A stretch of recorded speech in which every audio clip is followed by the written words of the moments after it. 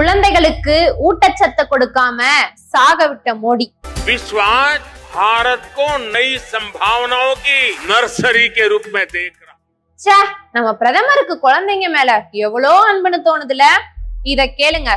மகாராஷ்டிராவோட நான்டெட் மாவட்ட அரசு மருத்துவமனையில மருத்துவ குறைபாட்டால 12 பிறந்த குழந்தைகள் உட்பட 24 பேரு வெறும் 24 மணி நேரத்துல உயிரிழந்திருக்காங்க.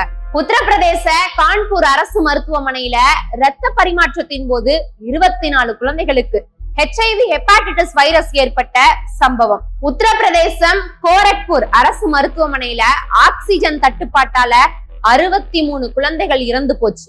அடுத்த 2 வாரங்களுக்கு அப்புறமா 2 நாட்கள்ல மட்டும் மேலும் 42 குழந்தைகள் பரிதாபமா செத்து போச்சுங்க.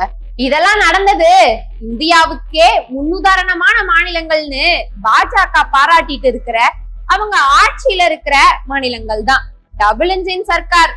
அதே நேரத்துல குழந்தைகளை தேர்தல் பிரச்சாரத்துக்கு பயன்படுத்துறதா நம்ம கோயம்புத்தூர்ல இருந்து இந்தியாவோட பல பகுதிகள்ல பாஜக மேல புகார் வந்துகிட்டு இருக்கு.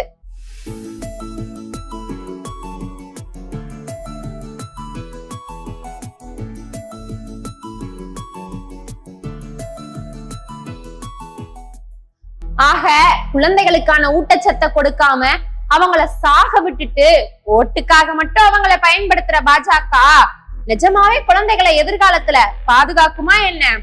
வாய்ப்பில்ல ராஜா.